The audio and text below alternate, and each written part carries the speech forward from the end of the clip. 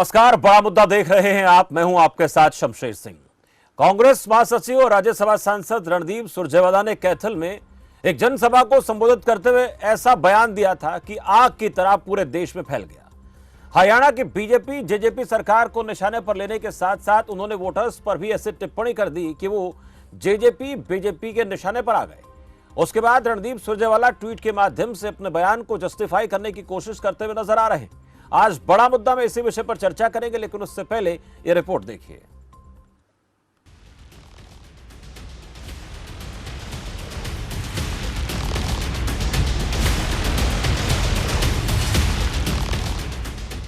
हरियाणा की धरती से उठी राक्षस शब्द की गूंज राष्ट्रीय पटल तक सुनाई दे रही है। कांग्रेस के राष्ट्रीय महासचिव रणदीप सुरजेवाला ने कैथल की धरा से जनसभा को संबोधित करते हुए बीजेपी जेजेपी गठबंधन की सरकार और बीजेपी को वोट देने वालों समर्थकों को राक्षस प्रवृत्ति का करार दिया था। सुरजेवाला के इस बयान के बाद राजनीतिक भूचाल आ चुका है। बीजेपी जेजेपी जहां सुरजेवाला के साथ साथ पूरी कांग्रेस को घेरते हुए जनता को जनार्दन बता रहे हैं, वहीं अपने बयान से न सिर्फ सुरजेवाला बल्कि पूरी कांग्रेस घिर चुकी है।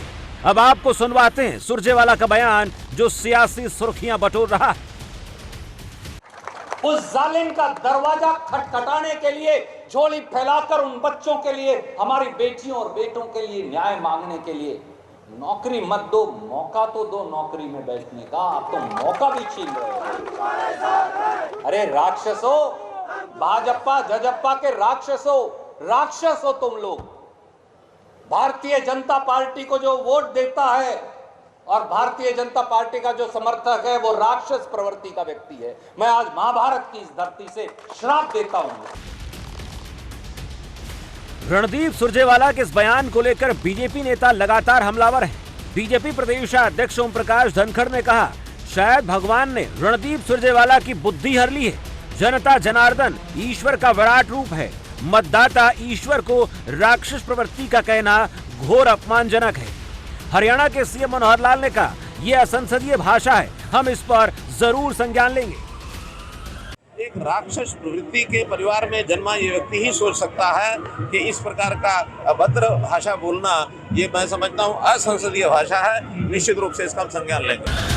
वहीं कैथल की धरती से उठा बवाल अभी थमा नहीं है। जेजेपी विधायक और पंचायत मंत्री देवेंद्र बबली ने भी सुरजेवाला के बयान पर कड़ी प्रतिक्रिया दी है। जो आप लोग कह रहे हैं, ऐसी भाषा का एक वो सीनियर लीडर है कांग्रेस के, ऐसी भाषा मैं ये मानता हूँ शोभा नहीं देती। वोटर का इस देश के संविधान ने अधिकार दिया है, वो किस पार्टी की सरकार बनाना चाहता है, किस नेता को चुनना चाहता है। इस देश के संविधान ने हमारे हरियाणा प्रदेश की जनता हो या देश की जनता को अधिकार दिया है, वो अपने मन से अपनी सरकार बनाते हैं और उनका राइट है। रणदीप सुरजेवाला ने अपने दिए बयान का ट्वीट के माध्यम से बचाव करने का प्रयास भी किया है। सुरजेवाला ने लिखा, मेरे नजरिए में हिंसा और अन्याय राक्षस प्रवृत्ति का कार्य है। बीजेपी के 9.25 साल के कुशासन में देश का सबसे शांत प्रदेश हरियाणा 3 बार हिंसा का तांडव देख चुका है। वहीं नूह में हिंसा फैलाने की साजिश हरियाणा की जनता ने समझदारी दिखाकर असफल कर दी, अन्यथा चौथी बार हरियाणा फिर रक्त रंजित हो जाता। वहीं अब सवाल बड़ा है, क्या किसी भी मायने में सुरजेवाला के बयान को न्याय संगत कहा जा सकता है? तो इसका उत्तर है नहीं। दूसरी तरफ सुरजेवाला के बयान के बाद बीजेपी को एक बड़ा मौका कांग्रेस को घेरने का मिल चुका है, जिसके चलते बीजेपी राक्षस शब्द के विपरीत लोकतांत्रिक प्रक्रिया में देवता स्वरूप वोटर्स के दिल में भावनात्मक एंगल फिट करने की कोशिश करेगी, जिसका फायदा आगामी चुनाव में बीजेपी को मिल सकता है। तो क्या ऐसा माना जाना चाहिए कि सुरजेवाला ने अपने बयान से एक आत्मघाती गोल दाग दिया है, जो कांग्रेस, खासकर हरियाणा कांग्रेस टीम को चुनावी मैदान में भारी पड़ सकता है? न्यूज डेस्क, खबर फास्ट।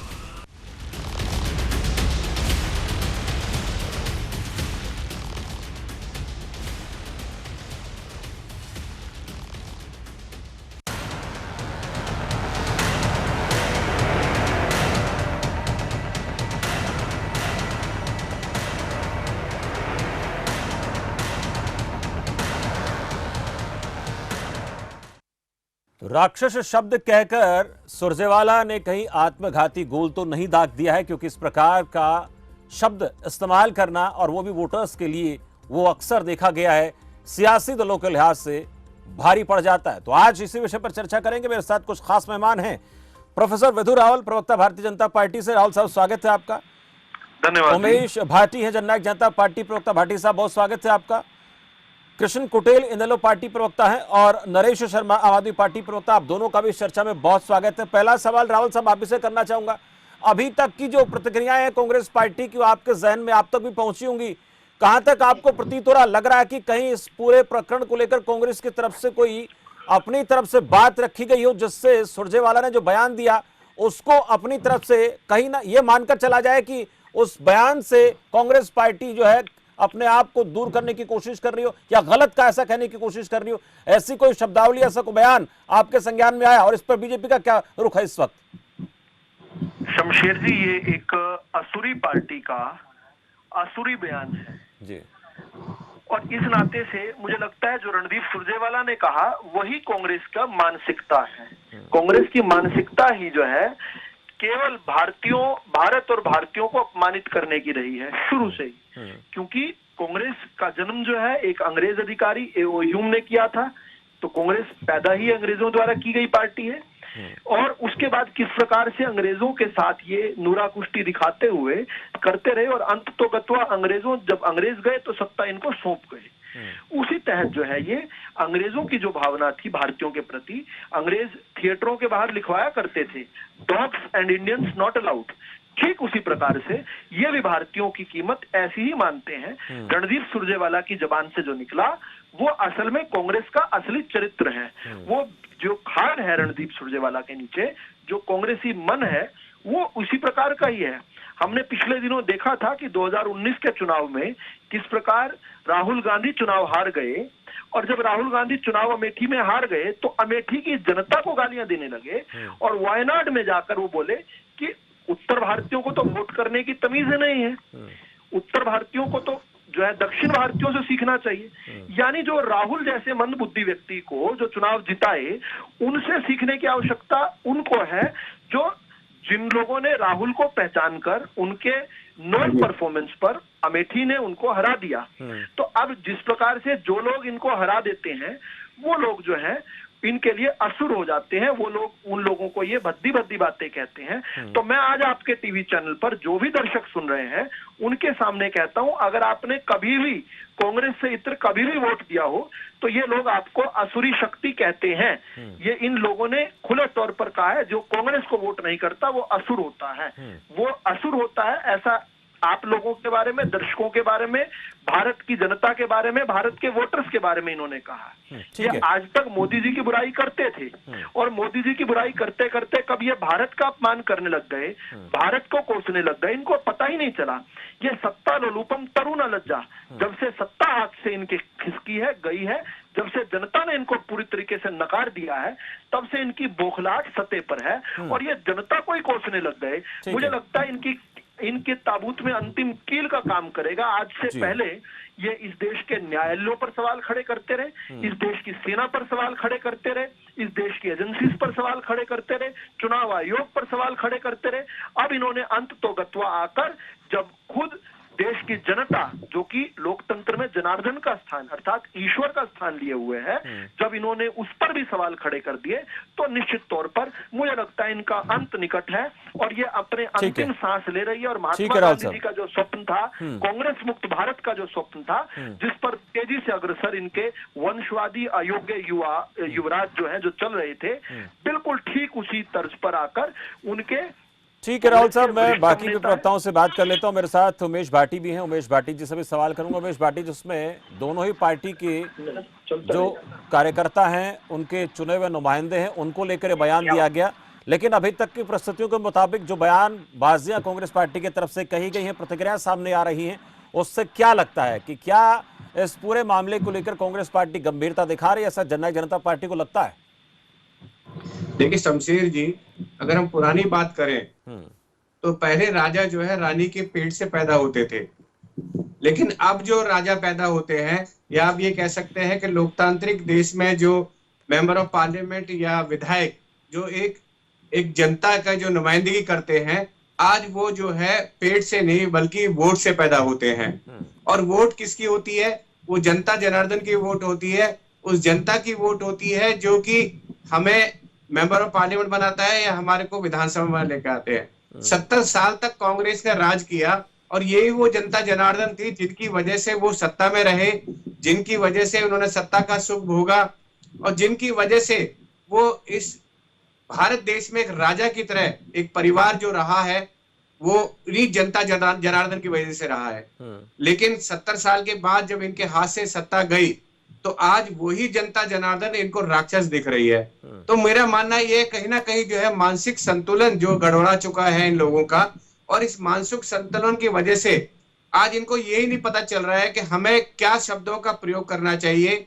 कभी कहते हैं हमारी जवान फिसल गई, अरे जवान फिसल गई, लेकिन जिस दिन जनता की मानसिकता आपकी तरफ से फिसल गई तो आपके सामने जो आपको जो सड़क पे लाके खड़ा कर दिया है, यही चीजें आगे भी आपको बरकरार रहेगी। हालात ये है कि देश की तो बात छोड़िए, अब हरियाणा के अंदर भी इनकी पोजीशन ये है कि कहीं भी इनको नहीं लग रहा है कि दोबारा आ पाएंगे। तो ये आज रणदीप सुरजेवाला, और सबसे बड़ी बात एक और चीज और है यहाँ पर कि इनकी जो प्रतिद्वंदता है वो विपक्ष में कांग्रेस, बीजेपी और जेजेपी के साथ नहीं है, इनके आपस में भी बहुत प्रतिद्वंदता है। कहीं ना कहीं ये आपस में भी कांटा निकालने का काम करते हैं। ये कई हुड्डा के खिलाफ है, कोई किरण चौधरी के खिलाफ है, कोई रणदीप सुरजेवाला के खिलाफ है। तो ये जो इस तरह की जो भाषा जो प्रयोग करते हैं, ये कहीं आपस में भी जो मुझे लगता है कि ये नहीं चाहते हैं कि भूपेंद्र सिंह हुड्डा बने या भूपेंद्र सिंह हुड्डा नहीं चाहते किरण चौधरी बने। बयान दिया है रणदीप सुरजेवाला ने, क्या ये कांटा निकालने का काम किया है क्या रणदीप सुरजेवाला ने? जिस तरह से आप कह रहे हैं कि दोनों ही आपस में लड़ रहे हैं अलग अलग गुट बना करके, तो क्या ये बयान इसलिए दिया गया है कि ये भी कांटा निकालने का काम करेगा रणदीप? बिल्कुल, आपको याद होगा शमशेर जी किस तरीके से जो है रणदीप सुरजेवाला को हराया यहाँ पे भूपेंद्र सिंह हुड्डा ने, और रामविलास शर्मा जी ने खुद एक बड़े हमारे बीजेपी के नेता रहे, उन्होंने कहा है कि ये तो देखो कांटा निकालने का काम कर रहे हैं आपस में ही। तो ये उसी तरीके से अब लग रहा है जैसे भूपेंद्र सिंह हुड्डा को कांग्रेस आकर आगे लेकर आ रही है, तो सुरजेवाला को लगा कि ये कांटा निकालना चाहिए हमारे को। तो लेकिन इनके कांटे में आपस में निकालने में जनता कहाँ दोषी है? जनता तो कहीं दोषी नहीं है, तो ये उनको राक्षस क्यों बोल रहे हैं? तो ये जो प्रवृत्ति है इनकी खुद की प्रवृत्ति है, ये राक्षस प्रवृत्ति जो है जनता की नहीं है। जनता ने तो बहुत सोच समझ के वोट डाली है। और जनता ने हरियाणा को भाटी साहब जो बयान पार्टी को वोट डाली, जो बयान भाटी साहब रणदीप सुरजेवाला ने दिया है उसमें बीजेपी जेजेपी को घेर रहे थे, तब तक तो ऐसा कुछ प्रतीत नहीं हो रहा था, लेकिन जनता का नाम लेने के बाद जो कांटा शब्द का आप इस्तेमाल कर रहे हैं, क्या वो कहीं उस चीज पर फिट बैठ रहा है? वो तो अलग विषय हो गया, वो तो बीजेपी जेजेपी विपक्ष में हो गए, लेकिन अगर अपनी पार्टी की बात करें जिस तरह से आप बात कर रहे हैं, तो क्या ये इसलिए है? बिल्कुल बिल्कुल, ये ज्यादा इनकी कोशिश ये रहती है कि आपस में एक दूसरे का कांटा निकाला जाए, कैसे एक दूसरे को हराया जाए। इसीलिए आज हरियाणा में स्थिति ये है कि ये बिल्कुल 0% पे है, इनका कहीं भी जो है हरियाणा के अंदर नामो निशान नहीं है। लेकिन ये इसके बावजूद भी कि उनको पता है कि 0% पे है, उसके बाद भी इनकी हालत ये है कि आज भी ये एक होने का नाम नहीं ले रहे, क्योंकि ये एक दूसरे के कांटा निकालने के लिए उसमें लगे पड़े हैं। ठीक है, एक दूसरे का कांटा निकाल रहे हैं, इस प्रकार की बात भाटी साहब कर रहे हैं। कृष्ण कुटेल के पास चलेंगे, उससे पहले बालमुकुंद शर्मा मेरे साथ जुड़ गए। मुकुंद शर्मा जी, बहुत स्वागत है आपका चर्चा में, आपके पास आऊंगा। एक एक प्रतिक्रिया इनेलो से आम आदमी पार्टी से ले लेता हूं, किस बयान को लेकर इनेलो क्या सोचती। कुटेल साहब, जो बयान आया उसके बाद जो भी प्रतिक्रिया सामने आ रही है, उन प्रतिक्रियाओं में ऐसा कहीं नजर मुझे अभी तक आया नहीं है। मुझे जहां तक जानकारी मिली है, मेरे पास जहां तक जानकारी पहुंची है कि इस बयान को लेकर कोई रणदीप सुरजेवाला ने कुछ ऐसा कहा हो कि देखिए जो कहा गया वो सही नहीं था, पर इतना जरूर उन्होंने ट्वीट के माध्यम से कहा है कि एक बार फिर से उन्होंने कहा कि देखिए ये तमाम जो चीजें हैं, इन तमाम चीजों को लेकर वो सरकार को घेरते नजर आए हैं। उन्होंने हिंसा का जिक्र किया, पहले हिंसा हुई हरियाणा में, अब ये चौथी हो जाती, ये जरूर कह रहे हैं, पर उस बयान को लेकर कोई साफ सफाई नजर नहीं आई है। देखिए शमशेर जी, भारतीय जनता पार्टी और कांग्रेस के अंदर कोई फर्क नहीं है, दोनों एक थैले के चट्टे बट्टे हैं। क्योंकि जब किसानों का आंदोलन चल रहा था तो ये भारतीय जनता पार्टी के जो लोग थे ये किसानों को आंदोलनजीवी बता रहे थे। आज शमशेर सिंह सुरजेवाला जी ने बयान दिया है और ये उनका बयान बहुत निहायत गलत है, ऐसा बयान नहीं देना चाहिए। क्योंकि जो सरकार बनती है वो जनता के द्वारा बनती है और हम लोकतंत्र में विश्वास करते हैं। और सुरजेवाला जी को जो है कि जो हरियाणा प्रदेश के मुद्दे हैं और जो भारतीय जनता पार्टी के कुशासन से जो जनता दुखी है, तो वो मुद्दे सामने लेकर के आने चाहिए थे। आज बेरोजगारी का मामला है, दूसरा जो है महंगाई का मामला है, यहाँ पर जो है कि युवाओं के जो है कि रोजगार संबंधित जो बात है, क्योंकि आज हरियाणा जो है कि वो नंबर 1 पर है। दूसरा, जैसे कि हरियाणा प्रदेश के अंदर जो है नूह के अंदर जो वहां पर जो धार्मिक दंगे हुए हैं, तो वो एक बहुत बड़ा मुद्दा है इस हरियाणा प्रदेश के अंदर, किस प्रकार से जो है कि भारतीय जनता पार्टी के सुनियोजित ढंग से जो है कि उनकी सुनियोजित चाल के द्वारा जो है कि वहां पर नरसंहार हुआ है, 7 मौतें हुए हैं और बड़े पैमाने पर जो है कि लोगों को तहस नहस करने का काम किया है और सरकार विफल है, प्रशासन विफल है, क्योंकि जैसा मोनू मानिशा की जो है कि वीडियो वायरल होती है उसको कोई कार्रवाई नहीं होती है, और पिंटू बजरंगी जी का जो बयान आता है तो उसके ऊपर भी कोई किसी प्रकार की कार्रवाई नहीं होती। तो ये मुद्दे नहीं, उनको तो कल हमारे पास खबर आई थी, हमने दिखाया था, गिरफ्तार किया गया है, बिट्टू बजरंगी को गिरफ्तार किया गया, जानकारी मिली है हमें।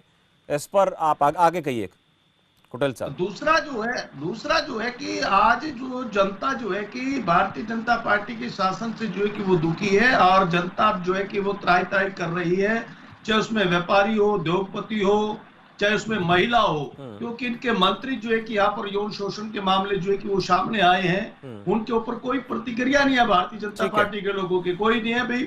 फिर बोल देते हैं कि ये जो है कि इंक्वायरी का है, कार्रवाई चल रही है, और लेकिन दूसरे के ऊपर कोई किसी प्रकार की बात आ जाती है तो एकदम तत्परता से जो है कि ये कार्रवाई करने का काम करते हैं। लेकिन जब नरेश शर्मा के पास चलेंगे, तो कोई नरेश शर्मा जी के पास चलेंगे, उनसे भी उनका रिएक्शन जान लेते हैं। नरेश शर्मा जी, इस बयान से किस तरह से आम आदमी पार्टी का, क्यों देखिए ये आपकी पार्टी के साथ उन 26 घटक दलों में शामिल हैं जिनकी तरफ से अगर कोई बयान दिया जाता है, अगर गलत बयानबाजी हो रही है, वो चाहे इन 26 घटक दलों में से कोई भी करता है, तो उसका असर इन 26 के 26 सियासी दलों के सेहत पर पड़ेगा, इससे इनकार नहीं कर सकते। अब इस बयान को आम आदमी पार्टी किस नजरिए से आती है, जरा जानने का प्रयास करेंगे। नरेश शर्मा जी, सबसे पहले तो सभी को हरियाणा वासी को गणतंत्र दिवस जी, थोड़ी आवाजें आ रही, कहाँ से आ रही, थोड़ा ठीक कर ले जी। आवाज आ रही है आपको? जी हाँ, सुन पा रहा हूँ, सब बोलिए। सुरजेवाला जी का बयान है, ये सबसे अमर्यादित बयान है, और ये जो हम लोकतंत्र के मंदिर के अंदर जो बैठे हैं, इसके अंदर जो हमारे वोटर्स हैं वो भगवान है, और आप उन भगवान को राक्षस प्रवृत्ति का बता रहे हैं। तो सबसे पहले आम आदमी पार्टी इसका खुलकर विरोध करती है कि जो उनका बयान है वो इस तरह का बयान नहीं देना चाहिए था। अगर हमारा गठबंधन के अंदर भी, जो इंडिया गठबंधन है, अगर कोई भी दल या वो है या पार्टी का नेता कोई भी इस तरह का बयान देता है तो हम उसके बिल्कुल खिलाफ हैं सबसे पहले। और ये उनकी स्वच्छ जिम्मेवारी बनती है कि सबसे पहले कैमरे के सामने आके माफी मांगे, या ट्वीट के थ्रू जो है जनता से आके माफी मांगे कि ऐसा आपने कहा, तो ये उनका स्पष्टीकरण करे कि वो कहना क्या चाहते थे, पहली बात। और एक ये जो नया मुद्दा आपने देखा कि राजनीति के अंदर 2014 या पहले से भी देख लो, एक नया मुद्दा बना लिया कि राक्षस को लेके आ गए, भगवान को लेके आ गए। आज हम जिस देश के अंदर एक डेवलपमेंट की राजनीति होनी चाहिए, हमारे पास विकास की राजनीति होनी चाहिए, शिक्षा की राजनीति होनी चाहिए, रोजगार की राजनीति होनी चाहिए, हमारा देश आगे कैसे बढ़े उसकी राजनीति पे बात होनी चाहिए।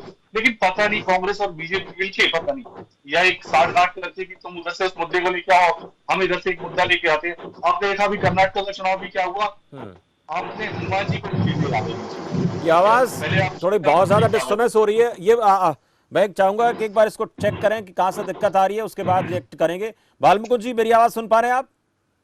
हाँ जी, हाँ जी जी, आ रहा हूँ आपके पास। नरेश जी बोलिए, देखते दिक्कत आपकी तरफ से थी, कहां से थे, बोलिए, बात पूरी कीजिए। हाँ, तो सबसे पहले आपने देखा है कर्नाटक के अंदर, अभी आवाज आ रही है? हाँ, आप सुन पा रहा हूँ, बोलिए।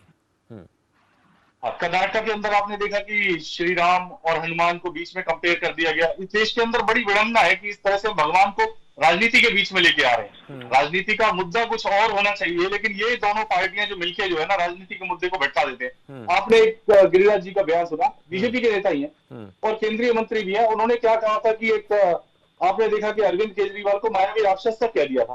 भाई मायावी राक्षस क्या शिक्षा के क्षेत्र में आगे लेके आना मायावी हो गया? क्या किसी को अच्छी स्वास्थ्य सेवाएं देना मायावी हो गया? क्या आपने, और मैं बताता हूँ, उन्होंने कांग्रेस के नेताओं के लिए भी कहा था, कांग्रेस के नेताओं को, राहुल गांधी को कहा था कि एक नक्सली अगर उनकी मदर जो है नक्सली अगर और जो है उनकी नस्ली भेद के ऊपर उन्होंने कमेंट किया था कि अगर वो गोरी चमड़ी की ना होती, तो ये सब कमेंट क्या करना चाहते हैं? हम देश के अंदर किस तरफ जा रहे हैं राजनीति के अंदर? कम से कम मैं एक कहना चाहता हूँ, राहुल साहब आपके पास आऊंगा, राहुल साहब आपके पास आऊंगा, एक बार पूरी बात कहने दें। बीच में टोकने की आदत नहीं है, आपके बीच में टोकने के लिए बहुत सारी जल्दी से बोलिए बोल लीजिए। नरेश शर्मा, आप जल्दी से बोलिए, बात खत्म करें जी।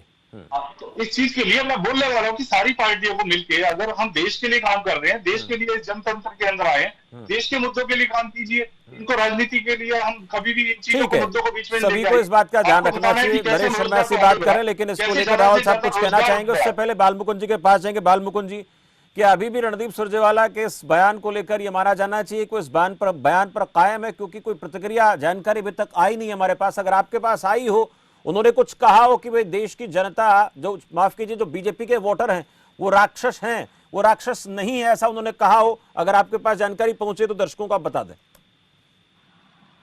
देखिए, जिस तरीके से पिछले 4-5 साल से रणदीप सुरजेवाला जी ये बेरोजगार लोगों की लड़ाई लड़ रहे हैं, जिस तरीके से पूरे 4-5 साल में कितने पेपर लीक हुए हैं, सीटेट का मामला है, और जितनी प्रदेश में बेरोजगारी पिछले 45 साल में नहीं थी, उसके खिलाफ रणदीप सुरजेवाला जी बार बार सड़कों पर उतरे और इतने व्यथित और इतने दुखी हैं। ये सत्य है कि उन्होंने जो राक्षस शब्द का इस्तेमाल किया वो बीजेपी और जेजेपी के नेताओं के लिए किया, लेकिन कई बार मन दुखी होता है। जैसे आपको मेरी आवाज आ रही है? हाँ, सुन पा रहा हूँ जी। जो मन दुखी होता है, उस दुखी मन में एक आध शब्द इधर उधर निकल जाता है, और उसके लिए 2-3 चैनलों पे तो डिबेट पे मैं रहा हूं, मैं इसके लिए हम खेद व्यक्त करते हैं। वो शब्द जो उन्होंने जीजेपी के बीजेपी के नेताओं के लिए कहा, ना कि जनता के लिए। मैं तो ये मानना, हमारा व्यक्तिगत तौर पर भी और पार्टी के तौर पर भी, हमारे जितने चैनलों पर डिबेट पे हम गए हैं, अगर पार्टी का प्रवक्ता या पार्टी का कोई नेता आकर के ये कह रहा है कि ये शब्द जो उनके निकले, जो उसका जनता से कोई लेना देना नहीं, उसके बाद भी चैनल डिबेट रखते हैं।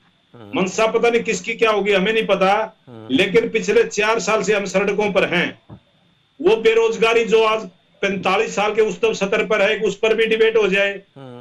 ये 35-36 बार पेपर लीक हो गए, उस पर भी हो जाए। बालमुकुंद जी, एक मिनट सुनिए, बालमुकुंद जी मेरी बात सुने। दर्जनों चर्चाएं तो आप इन तमाम मसलों को लेकर बैठ के खबर फास्ट पे कर चुके हैं। मुझे नहीं पता आप कौन से चैनल की बात कर रहे हैं, आप ही बैठकर बात कर चुके हैं। मैं कर चुका हूं, पेपर लीक की बात कर चुके हैं, रोजगार पर सुनिए, महंगाई पर बात कर चुके हैं, हम पेपर लीक पर बात कर चुके हैं, रोजगार को लेकर बात कर चुके हैं, और मणिपुर पर भी कई चर्चाएं कर चुके हैं, नू पर भी कई चर्चाएं कर चुके हैं, सवाल का जवाब मांग चुके हैं सरकार से। तो मणिपुर पर अगर चर्चा होती तो ये जो लोग राक्षस प्रवृत्ति के लोग हैं, शायद आपको ध्यान नहीं है, आपने आपको क्या ये आपने खबर फास्ट नहीं है, आपने हम नेताओं द्वारा सरकार के लोगों द्वारा। एक मिनट बालमुकुंद जी, शायद आपने या तो खबर फास्ट देखा नहीं, या अपनी पार्टी के प्रवक्ताओं से आप पूछकर देखें कि आप पिछले कुछ समय से चर्चा में नहीं। आगे सुनिए, अब आगे सुनिए। अब आपने कहा कि रणदीप सुरजेवाला के बयान पर क्यों चर्चा कर रहे हैं। सुनिए, रणदीप सुरजेवाला पर चर्चा इसलिए नहीं कर रहे कि बीजेपी जेजेपी को बोला है, हम जनता जनार्दन के मुद्दों की बात कर रहे हैं। और आखिर में आपको बताऊंगा मैं, और अभी आप देखिए ग्राफिक्स चल रहे हैं, किन किन नेताओं ने कब कब क्या क्या बयान दिया, आप शायद पढ़ नहीं पा रहे हैं, देख नहीं पा रहे हैं कि किस नेता किस बीजेपी, हाँ आप वो भी चलाइए ना, बीजेपी के प्रजातंत्र का चौथा स्तंभ है, सुनिए बात है, सुनिए, वो चलाइए। 50 करोड़ की गर्लफ्रेंड कहा था मोदी जी ने, अरे सुनिए ना, चलाइए मेरी बात तो सुनिए। किसी महिला को 50 करोड़ की गर्लफ्रेंड कहा था। अरे सुनिए ना, अब सुनिए ना, आधे सुनिए। बालमुकुंद जी आप गलत बात कर रहे हैं, आप गलत बात कर रहे हैं, बालमुकुंद जी आप गलत बात कर रहे हैं। जो बयान बीजेपी के नेताओं ने, सुनिए, गिरिराज सिंह ने क्या कहा था, पाकिस्तान चले जाएं, आप बयान देख रहे हैं। सुनिए बालमुकुंद जी गलत बात आप कर रहे हैं, आप देख पा रहे हैं। बालमुकुंद जी गलत बात आप कर रहे हैं, बालमुकुंद जी गलत बात आप कर रहे हैं, नहीं गलत बात कर रहे हैं बालमुकुंद जी। मैंने वो सुनिए, आप वो बयान देखिए जब गिरिराज सिंह ने कहा था कि जो बीजेपी को वोट न दे पाकिस्तान चले जाएं, आपकी टीवी स्क्रीन पर चल रहा है, देख लीजिए आप। आपको शायद इस बात का संज्ञान नहीं, या फिर उस बात पर चर्चा नहीं करना चाहते। हरियाणा प्रदेश के मुख्यमंत्री की बात कर रहे हूं सर, सारे के सारे बयान, अगर मैं सारे बयान निकाल कर चलाने लगूं तो शायद आधे घंटे की चर्चा नहीं हो पाएगी। मुख्यमंत्री चर्चा नहीं हो पाएगी ना, सुनिए, चर्चा नहीं हो पाएगी। आप बहस को, आप सुनिए, मुख्यमंत्री आप बहस को इधर उधर ले जाना चाहते हैं, बहस को इधर उधर ले जाना चाहते हैं। मैं ये जानना चाहता हूँ, सुनिए बालमुकुंद शर्मा जी, आप इस बात का एक मिनट राहुल साहब, क्या वो नहीं चलाएंगे क्या? सुनिए ना सर, आपको शायद पता ही नहीं है, मैं जानना चाहता हूँ। अरे सुनिए ना, रणदीप सुरजेवाला के बयान का जवाब दिया बालमुकुंद जी। बाल मुकुंद जी, रणदीप सुरजेवाला माफी मांगेंगे, सुरजेवाला माफी मांगेंगे, जनता को गलत कहा है, जनता को राक्षस कहा, माफी मांगेंगे सुरजेवाला। मैं बीजेपी कांग्रेस की बात नहीं कर रहा, मैं बीजेपी कांग्रेस की बात नहीं कर रहा, मैं जनता की बात कर रहा हूं। मैं माफी मांग रहा हूं इस बात के लिए। नहीं, सुरजेवाला क्यों नहीं माफी मांगेंगे इस बात को लेकर? मैं उनकी तरफ से अधिकृत आप हूं, पार्टी के मैं माफी प्रवक्ता मांग हैं, आप पार्टी के प्रवक्ता हैं, लेकिन पार्टी का नेता गलत बोलेगा, बयान पर खेद नहीं प्रकट करेगा वो? नहीं, खेद प्रकट करते हैं। उन्होंने ट्विटर पर लिखा है कि मैंने क्या लिखा है? राजनीतिक नेताओं का है। इन्होंने सीएम उन्होंने साहब को ये नहीं कहा कि जनता जनार्दन राक्षस नहीं है, मैं इसके लिए मैंने कहा माफी मांगता हूं, नहीं कहा उन्होंने। मैं ये कहता हूं, मेरी भी बात सुनो पूरी। ठीक है, बोलिए। उनके मुंह से उनकी जुबान फिसली है, इसके लिए हम खेद व्यक्त करते हैं, माफी मांगते हैं। वो भी मांगेंगे माफी? हाँ, वो भी मांग लेंगे। बिल्कुल ठीक, आपकी बात, ये मांगनी भी चाहिए हमें, मांगनी चाहिए, बिल्कुल मांगनी चाहिए। हाँ, ये गलत शब्द है, इसके लिए मैं खेद व्यक्त करता हूँ और माफी मांगता हूँ। और मैं लेकिन ये कहना चाहता हूँ, मेरी आपसे प्रार्थना है कि मुख्यमंत्री ने कब क्या क्या वो भी चलाइए। लेकिन छोड़ो, लेकिन ये लेकिन करके अपनी माफी को ढीला ना करो। अब एक मिनट बाल मुकुंद जी ने जो बातें कही, रावल साहब, मुखिया क्या, अब आपके पास आ रहा हूँ रावल साहब, मैं आज जाओ। जनता की बात कर रहा हूँ, जनता जनार्दन को कौन क्या कहता है उस पर चर्चाबाज कर रहे हैं, लेकिन पॉलिटिकल पार्टी के नेताओं की तरफ से आपस में क्या कहा जाता है वो तो आप लोगों का अपना मसला हो सकता है, पर आम जन के लिए कोई गलत शब्द का इस्तेमाल करे। मैंने गिरिराज सिंह ने ये कहा था कि पाकिस्तान चले जाना चाहिए, जो लोग मोदी को वोट नहीं करते, वो चल रहा है ट्वीट, आप देख लीजिए, वो चर्चा चल रही है। रावल साहब, कई सवाल उठे हैं, बीजेपी ने, माफ कीजिए, इनेलो ने सवाल उठाया है आपकी पार्टी के नेताओं के बयानों को लेकर। इनेलो की तरफ से, जेजेपी की तरफ से, माफ कीजिए, इनेलो और आम आदमी पार्टी और कांग्रेस की तरफ से सवाल आया है। मुकुंद जी चुप हो जाइए, रावल साहब बोलिए, खेद हो गया, आप चुप हो जाइए। दिखेगा ना, मुझे चुप होना नहीं होना, आप अपना टाइम उससे लीजिए। टाइम खराब करोगे यार, सबके बीच में। चलिए रावल, बोलिए रावल साहब, बाबू को चुप हो गए। शमशेर जी बोलेंगे ना पहले। नहीं, मैंने पूछ लिया सवाल, मैंने पूछ लिया रावल साहब से सवाल। रावल जी से सवाल पूछ रहे हैं, आप रावल जी नहीं हो, आपको रावल नाम पसंद है, आप कहिए अपने माता पिता को आपका नाम रावल। चलो, ये ऐसे बात नहीं, व्यक्तिगत बात है नहीं रावल साहब, ये क्या तरीका है, ये डिबेट को खराब करने का? व्यक्तिगत बात है। मेरी बारी है, बाल मुकुंद जी मेरी बारी है, मुझे बोलने दीजिए, प्लीज बोलने दीजिए। बोलो आप, चुप हो जाएंगे ना आप, तभी बोलूंगा। चलिए, देखिए, बड़े हैरानी की बात है, आपने इस बात को स्पष्ट तौर पर रेखांकित कर दिया कि ये जनता की लड़ाई लड़ रहे हैं। नेता आपस में प्रतिद्वंद्विता में एक दूसरे को क्या बोलते हैं, ये मामला उससे आगे निकल चुका है। ये मामला जनता के प्रति घृणा का है, नफरत का है, और उन लोगों की नफरत का है जो खुले तौर पर कहते थे नफरत के बाजार में मोहब्बत की दुकान। आज स्पष्ट तौर पर दिखा कि इस दुकान पर जहां बोर्ड तो जो है मोहब्बत का लिखा है, लेकिन इसके अंदर सामान सारा नफरत का है। उन लोगों के प्रति नफरत जिन लोगों ने इनको वोट नहीं दिया। ठीक यही प्रकार की नफरत रही होगी जब 1975 में श्रीमती इंदिरा गांधी जी ने पूरे विपक्ष को और पूरे देश को किस प्रकार से इमरजेंसी में थोप दिया था, पूरे विपक्ष को जेलों में ठूस दिया था, आम जनता पर कहर ढाए थे। ठीक इसी प्रकार की नफरत रही होगी जब कांग्रेस के कार्यकर्ताओं ने दिल्ली की सड़कों पर सिखों का नरसंहार किया था, खुले तौर पर किया था। इसी प्रकार की नफरत रही होगी, इसी प्रकार की नफरत रही होगी जब पूरे मानव इतिहास का सबसे बड़ा एक्सोडस, भारत का विभाजन की पटकथा जो है इन्होंने सत्ता प्राप्त करने के लिए लिखी होगी। जब इन्होंने सोचा नहीं होगा कि किस प्रकार से 2 करोड़ लोगों को अपना घर, अपना गांव, अपना स्थान छोड़कर एक स्थान से दूसरे स्थान जाना पड़ा। 10 लाख लोग मारे गए थे इनकी नफरत के कारण। इन्हीं की ये नफरत थी, और ये नफरत जो है इनकी, मैंने जैसा पहला बताया, ये इन्होंने अंग्रेजों से क्योंकि झूठा खाया हुआ है, अंग्रेजों की पैदाइश है कांग्रेस पार्टी, इसी नाते से ये नफरत इन्होंने अंग्रेजों से विरासत में ली है। वो भी हमसे नफरत करते थे, वो भी हमें इस प्रकार से 2 दर्जे का समझते थे। रावल साहब, रावल साहब, रावल जी, एक सवाल मेरा आपसे, बाल मुकुंद जी, हमने जंग आजादी की लड़ाई लड़ी है, आप अंग्रेजों के पिट्ठू थे, मुखबिर थे अंग्रेजों के।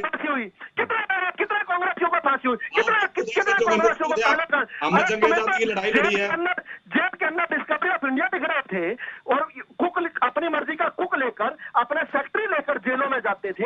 ये लड़ा चढ़ी तुम लोगों ने, झूठा इतिहास पढ़ाते हो, झूठा इतिहास पढ़ाते हो लोगों को। जेलों में रहे हैं। आप एक आदमी का नाम बता दिए ना, बीजेपी आरएसएस के एक आदमी का नाम बता दीजिए आप। अरे सुनो, सुनो, अच्छा चलो बाल मुकुंद जी सुनो, एक भ्रम और दूर कर देता हूँ आपका मैं। एक नाम थे जिनका आप बार बार आपके नेता उपहास उड़ाया करते हैं, उनका नाम है वीर सावरकर। उनको 2 जन्मों की सजा मिली थी, काले पानी में कोलू चढ़ाया करते थे अपने नाखूनों से। उन्होंने जो आज तक इतिहास में देखे अपने नाखूनों से राष्ट्रवादी कविताएं लिखी है, नाखून तक छोड़ दिए दीवारों में। एक तो थे वो, अब एक सुनो, एक तुम्हारा चाचा नेहरू जो थे, उनको जेल के अंदर सेक्रेटरी मिला करता था और वो जेल के अंदर डिस्कवरी ऑफ इंडिया किताब लिखा करते थे। चलिए आप एक बात कर रहे हैं, एक बात आप कर रहे हैं राहुल साहब, नफरत की बात करें। नफरत की बात मैं आपको बता दूं, आईटी विशेषज्ञों की मदद से बीजेपी ने अपने ही नेताओं के बयान खंगाले, तो उनमें से 5200 बयान जो थे वो गैर जरूरी पाए गए थे। 38 नेताओं के बयानों को धार्मिक मान्यताओं को आहत करने वाली कैटेगरी में रखा गया था। तो नफरत फैलाने की जब बात आती है वो किसी भी धर्म मजहब को लेकर, उसमें बीजेपी के नेताओं का भी रिकॉर्ड कोई बहुत अच्छा नहीं है कई नेताओं का। तो मुझे लगता है कि नेताओं को इस पर ध्यान रखना चाहिए। शमशेर जी मैं जवाब दे देता हूँ। देखो ये जो है ना, ये प्रत्युत्तर में दिए गए हैं। ये जो भी बात है नहीं देना चाहिए ना, नहीं देने चाहिए। सुने शमशेर जी, ये ठीक कहा आपने, नहीं देना चाहिए। किसी अच्छे समय पर, किसी कमजोर क्षण पर दिए हुए पर बात पर खेद भी व्यक्त हो सकता है। लेकिन ये 2014 के बाद से देखिए ना किस प्रकार से देश के अभी केजरीवाल के प्रवक्ता यहाँ पर बड़ी बड़ी बातें कर रहे थे। एक व्यक्ति जो कान पकड़कर 12 से ज्यादा अधिक जगह पर मानहानि के मामले जिन पर चल रहे थे, स्वर्गीय अरुण जेटली जी से लेकर नितिन गडकरी जी तक, शरद पवार से लेकर जिन लोगों ने अमरिंदर सिंह तक माफी मांगकर मानहानि से अपना छुटकारा किया, जो देश के प्रधानमंत्री चर्चा का लबको-लबाब यही है। मैं थोड़ा सा इस चर्चा को अभी, क्योंकि इस प्रकार के बयानों को लेकर चर्चा पहले भी होती है, आगे भी होती रहेगी, लेकिन हर किसी पार्टी के नेता को, प्रवक्ता को, चाहे वो मेरे साथ चर्चा में बैठा है या फिर वो जनता के बीच में भाषण दे रहा है, मैं किसी पार्टी की बात नहीं कर रहा, और इसमें कोई भी पार्टी दूध की धुली नहीं है, ये ध्यान रखने की जरूरत है। इसलिए मैं चाहूंगा पार्टी के नेता हूं, प्रवक्ता हूं, सबको अपने बयान पर संयम रखना चाहिए। और जो रणदीप सुरजेवाला ने कहा, खासकर जनता की बात करें, जनता किसी धर्म मजहब या फिर किसी समुदाय को कुछ कहा जाता है तो उसको लेकर जरूर नेताओं को तुरंत खेद प्रकट करना चाहिए, नहीं तो फिर आम आदमी के मन में जो नेताओं के प्रति एक बेहतर जो भाव बनता है, एक अच्छा संकेत जाता है, उसका बुरा असर पड़ता है। शुक्रिया आप सभी का मेरे साथ चर्चा में जुड़ने के लिए। और देखिए, हमारे देश में सियासतदानों का एक अलग रुख रहा है। बयान जो नेता कई बार अनर्गल देते हैं, उनमें एक नाम मेरे सामने आता है, शरद यादव। शरद यादव को लेकर अक्सर एक बात कही जाती थी कि वो बहुत ज्यादा विवादित बयान देते हैं। वो संसद के पटल पर भी कई बार विवादित बयान देते थे, लेकिन उसके बाद भी सर्वश्रेष्ठ सांसद का अवार्ड पा जाते थे। लेकिन ये जो स्थिति है देश के लोकतंत्र के लिहाज से कि नेता का इस तरह से बयान देना, बयान के बाद अपनी सफाई में खुलकर कुछ ना कहना, उससे संदेह पैदा होता है। अब ऐसे में देखना होगा कि सुरजेवाला की तरफ से क्या रिएक्शन सामने आता है। हालांकि कांग्रेस पार्टी के प्रवक्ता जरूर मंचों पर आकर, स्टेज पर आकर या टीवी डिबेट में आकर कह रहे हैं कि गलत है बयान, खेद प्रकट करना चाहिए। देखना होगा कि वो इस बयान को लेकर अपनी बात को वापस जनता के बीच में किस तरीके से रखते हैं। हालांकि बीजेपी को बैठे बैठे मुद्दा जरूर मिल गया है, दूसरी पार्टियां विपक्ष में हैं, चाहे वो कांग्रेस के साथ है, कह रही कि बयान गलत है। लेकिन ये किसी एक पार्टी के नेता का नहीं, तमाम नेता जिन जिन पार्टियों के हैं वो अक्सर बयान देते हैं, जनता के बीच में जाते हैं, तो उन्हें ध्यान जरूर रखना चाहिए, क्योंकि इससे आम जनता, वोटर्स की मर्यादाओं का उल्लंघन होता है। फिलहाल चर्चा में इतना ही। देखते रहे खबर फास्ट। नमस्कार।